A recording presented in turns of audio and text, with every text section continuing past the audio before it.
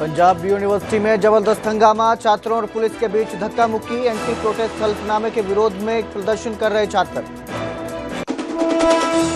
प्रदूषण से सांस लेना हुआ दुर्भर, हिसार में AQI हुआ 400 के पार। कैथल में स्मोक की चादर में लिपटा शहर। कुरुक्षेत्र में दर्दनाक सड़क हादसे में 3 की मौत, 6 घायल। खड़े ट्रक में घुसी कैंटीन स्टाफ की गाड़ी। पाकिस्तान के लिए सिख श्रद्धालुओं का जत्था रवाना, 3 से 12 नवंबर तक करेंगे गुरुधाम के दर्शन। 13 नवंबर को वतन वापसी करेंगे सिख श्रद्धालु।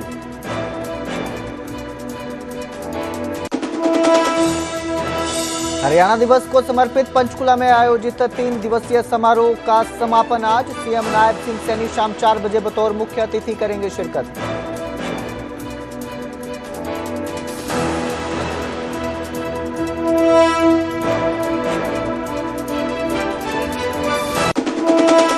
हेडलाइंस के प्रायोजक पतंजलि गाय का घी, माँ का भरोसा, प्यार से परोसा।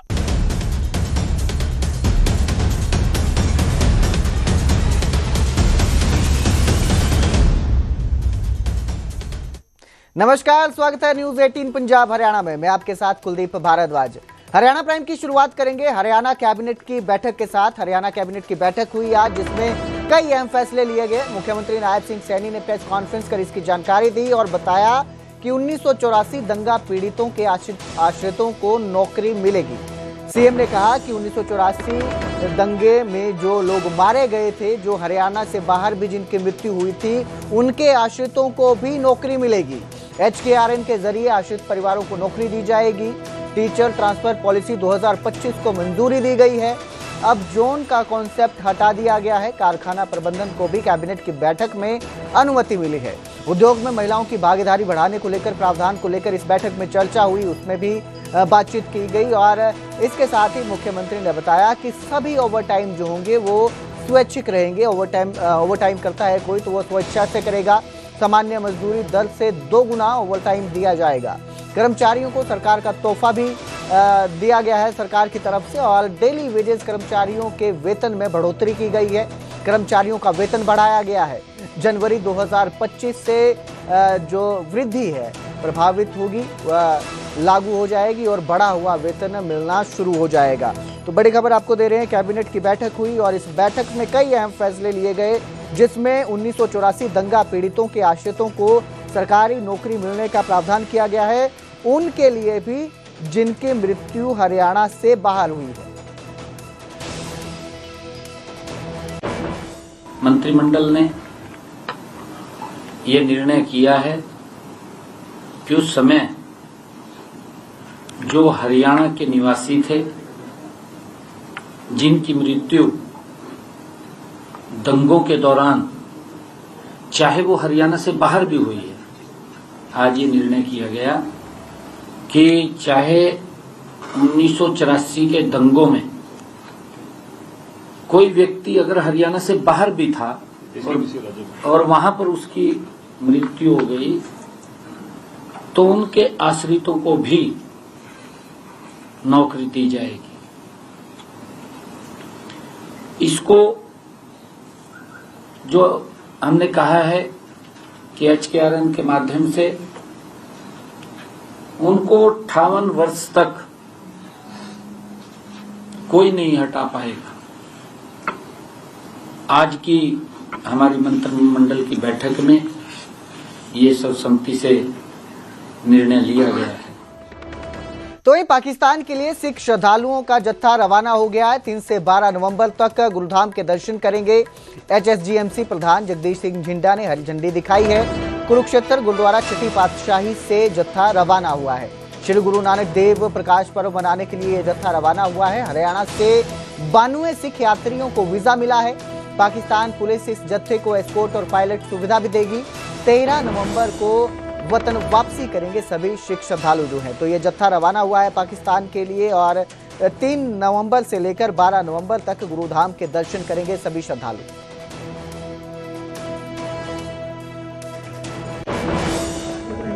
आज बड़ी खुशी महसूस हो रही है हरियाणा से गुरुद्वारा प्रबंधक कमेटी ਨੂੰ कि कुछ दिन पहलों भारत सरकार ने इस उत्ते बैन लाने की कोशिश की पर हरियाणा से गुरुद्वारा प्रबंधक कमेटी ने होम मिनिस्ट्री ਨੂੰ प्रधान मंत्री ਨੂੰ ਲੈਟਰ लिख के बेनती की कि सिख कौम सारी जो है ज़्यादातर पाकिस्तान तो इत्थे वसनीक होके आए ने।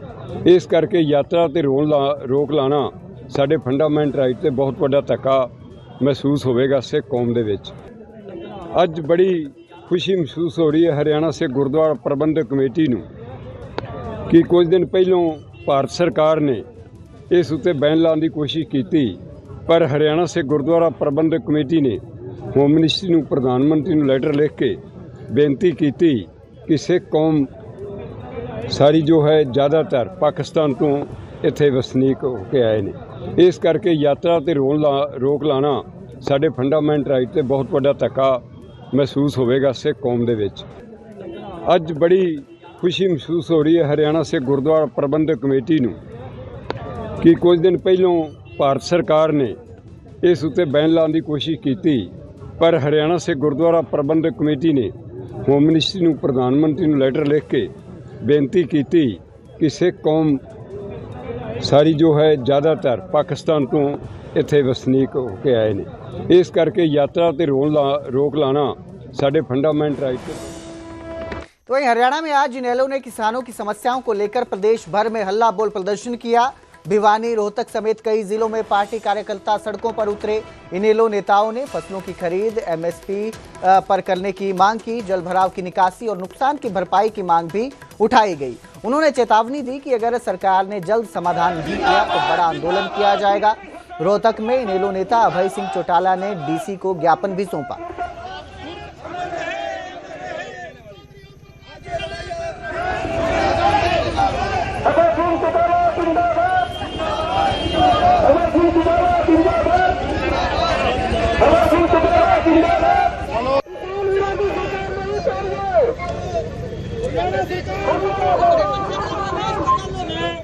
हरियाणा प्रदेश के हर जिला मुख्यालय पर प्रदर्शन है और ये प्रदर्शन धरना जो आज किसान पीड़ित, दुखी और परेशान है, उनके खेतों में पानी भरा हुआ है, सावनी की फसल बर्बाद हो चुकी है, साडी की फसल की बिजाई की भी कोई गुंजाइश नजर नहीं आ रही और ना उनको कोई मुआवजा मिला है और ना किसी तरह का जिसके किसान की थोड़ी बहुत फसल हुई है ना उसका एमएसपी मिल रहा है।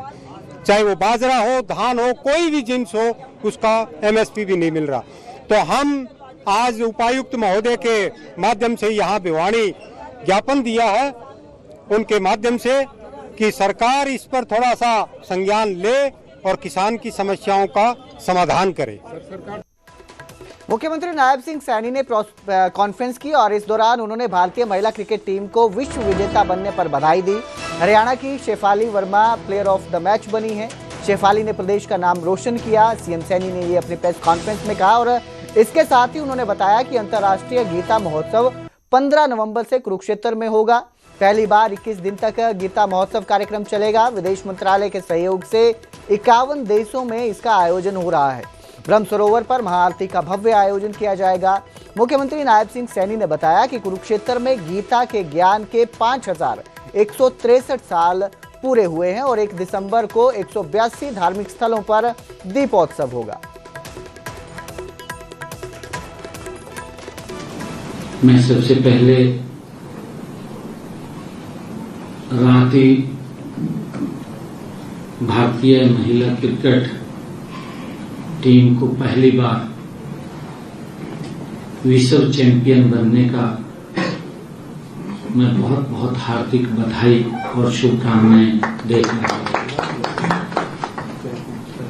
हरियाणा के लिए ये गर्व की बात भी है कि हरियाणा की हमारी बेटी शेफाली वर्मा फाइनल मैच में प्लेयर ऑफ द मैच रही है। फाइनल मुकाबले में उन्होंने अपना प्रदर्शन करते हुए 87 रन बनाए और 2 विकेट लिए।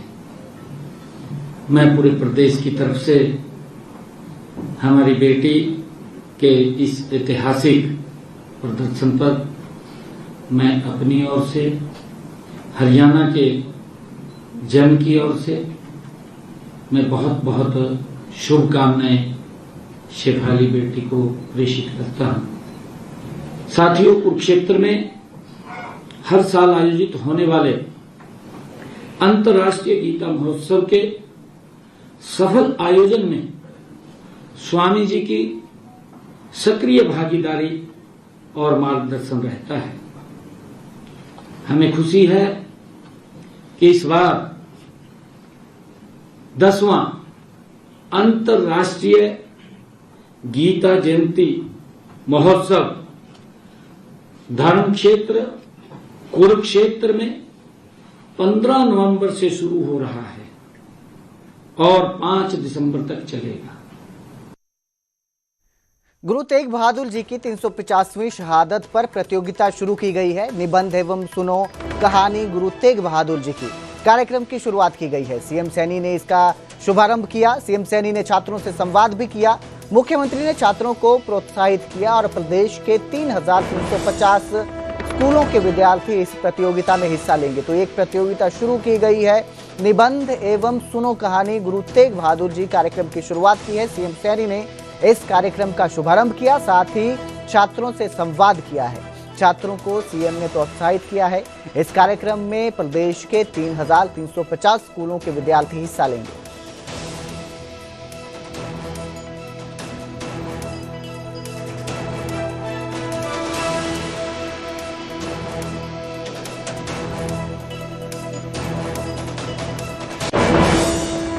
कांग्रेस के वरिष्ठ नेता और पूर्व मंत्री प्रोफेसर संपत सिंह ने पार्टी से इस्तीफा दे दिया है। उन्होंने अपना इस्तीफा कांग्रेस अध्यक्ष मल्लिकार्जुन खड़गे को भेजते हुए कहा कि पार्टी अब एक परिवार की पार्टी बनकर रह गई है। पत्रकारों से बातचीत में उन्होंने कांग्रेस के नेतृत्व पर वरिष्ठ नेताओं की अनदेखी करने का आरोप लगाया। संपत सिंह ने कहा कि बहुत सोच समझकर इस्तीफा दिया है और अब वे जल्द ही नया विकल्प तलाशेंगे। तो मैंने सारी बातें डिटेल में कह दी है और लोगों के सबके सामने बातें सारी आ भी गई है। बाकी मैं तो यही कहना चाहूँगा कि कांग्रेस पार्टी एक नेशनल पार्टी थी और नेशनल पार्टी से हटते हटते आज ये हालात हो गए कि एक परिवार की पार्टी रह गई है। इस वजह से जो है ना, आज कांग्रेस पार्टी से सभी लोग हताश हैं, निराश हैं, क्योंकि लोग बीजेपी के मुकाबले विकल्प देख रहे थे कांग्रेस को। और हरियाणा प्रदेश में तो विकल्प हो भी रहा था। 100% हरियाणा प्रदेश के अंदर असेंबली चुनाव में सरकार को आना ही आना था, क्योंकि किसानों ने बहुत संघर्ष किया। ये नहीं था कांग्रेस पार्टी ने कोई संघर्ष किया कि संघर्ष की वजह से कांग्रेस पार्टी जीत रही थी, लेकिन एक तो किसानों ने बहुत संघर्ष किया, व्यापारियों ने बहुत संघर्ष किया, मुलाजिमों ने बहुत संघर्ष किया। SABC के खिलाफ जो है ना, ज़बरदस्त इन लोगों ने जो अन्याय किया था, उससे वो क्लासेज भी जो बहुत तंग थी, व्यापारी भी तंग थे, टैक्सेज वजह के वजह से सारे लोग तंग थे, दुखी थे। इसलिए कांग्रेस पार्टी को देखना चाहते थे कि राज कांग्रेस पार्टी लाए, बदलाव कांग्रेस पार्टी के अंदर। लेकिन कांग्रेस पार्टी का ये रुख रहा कि हम लेंगे नहीं, हम तो दे देंगे, वापस बीजेपी को दे देंगे। गोहाना सोनीपत हाईवे पर दर्दनाक सड़क हादसा हुआ। ट्रैक्टर और इको कार की भीषण टक्कर हुई। इस हादसे में पति, पत्नी और 1.5 साल की बेटी की मौत हो गई। गांव बिधल के 3 लोग इस हादसे में घायल हुए हैं। फिलहाल सभी घायलों का कानपुर मेडिकल कॉलेज में इलाज जारी है। जानकारी के मुताबिक जो मृतक अशोक कुमार था, वो खेतीबाड़ी का काम करता था, परिवार का इकलौता सहारा था। ग्रामीणों ने परिवार को मुआवजे की मांग की है। पुलिस ने मामला दर्ज कर जांच शुरू कर दी है। तो एक दर्दनाक सड़क हादसा देखने को मिला, जिसमें एक परिवार के माता पिता और उनकी 1.5 साल की बच्ची की मौत हो गई, जबकि 3 लोग घायल हैं।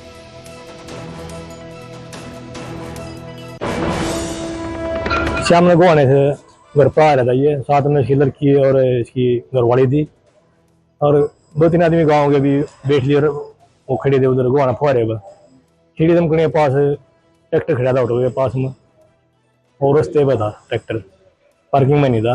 वहाँ हादसा हो गया। ये गाड़ी उसमें ट्रेलर में लगी।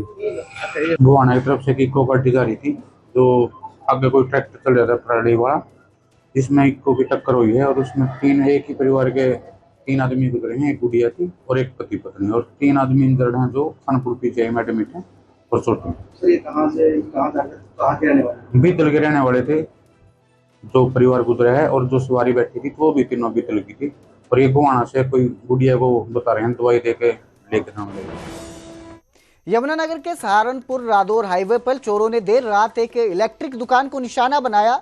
चोरों ने दुकान का शटर तोड़कर भीतर रखे इन्वर्टर, बैटरियां और अन्य सामान गाड़ी में भरा और मौके से फरार हो गए। घटना की जानकारी सुबह दुकानदार को मिली, जिसके बाद उसने पुलिस को बताया। पुलिस मौके पर पहुंची। चोरी की पूरी वारदात दुकान के बाहर लगे सीसीटीवी कैमरे में कैद है। फिलहाल पुलिस फुटेज के आधार पर चोरों की तलाश में जुटी हुई है।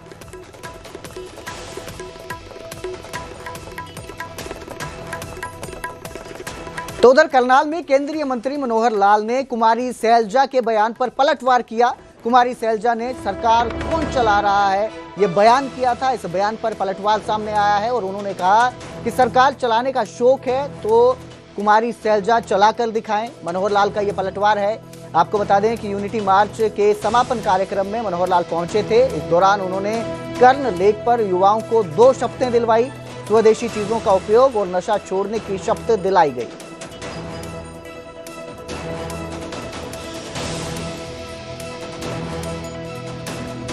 कहती है सरकार कौन चला रहा है ये समझ नहीं आ रहा है।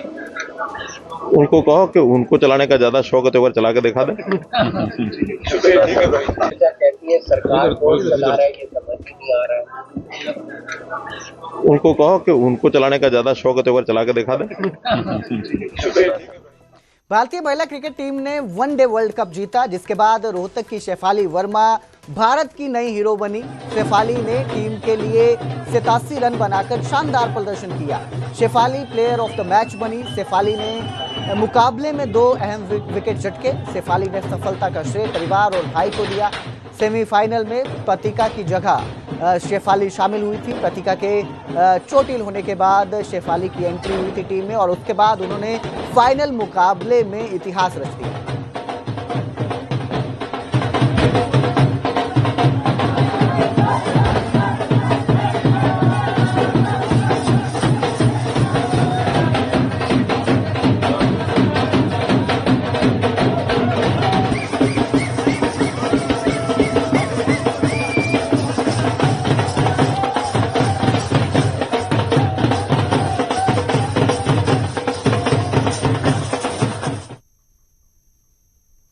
शेफाली वर्मा की माता जी हैं हमारे साथ, प्रवीण बाला जी। प्रवीण जी, बहुत शानदार परफॉर्मेंस किया शेफाली वर्मा ने। सबसे पहले तो आपको बधाई, और क्या कहेंगे उनके परफॉर्मेंस पर? उसकी परफॉर्मेंस के लिए कहूँगी बेटा तूने बहुत अच्छा किया और ऐसे ही करती रहे, देश का नाम रोशन करती रहे।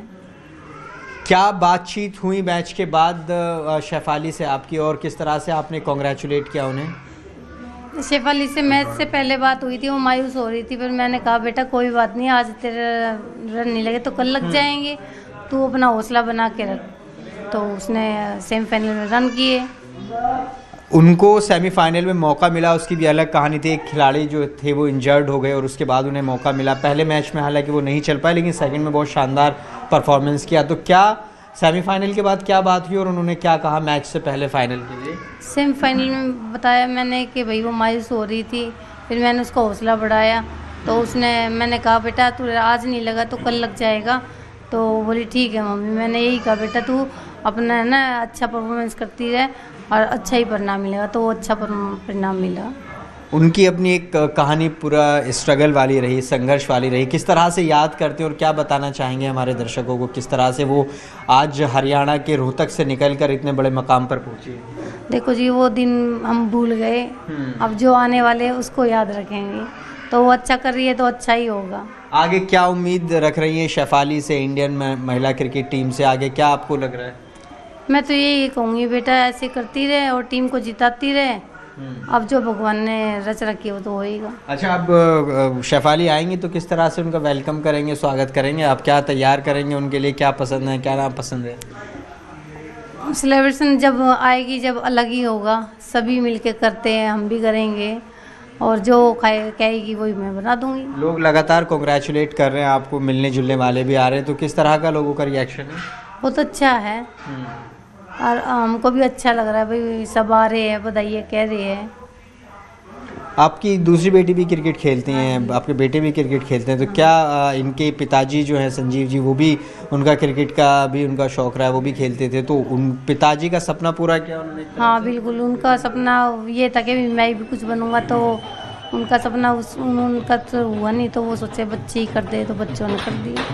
बच्चों ने कर दिया। तो देखिए ये शेफाली की माता जी हैं जो कि बहुत खुश हैं और बता रहे हैं कि किस तरह से शेफाली ने परफॉर्मेंस दिया फाइनल मैच में, और शेफाली जब आएंगी तो उनका भव्य स्वागत किया जाएगा।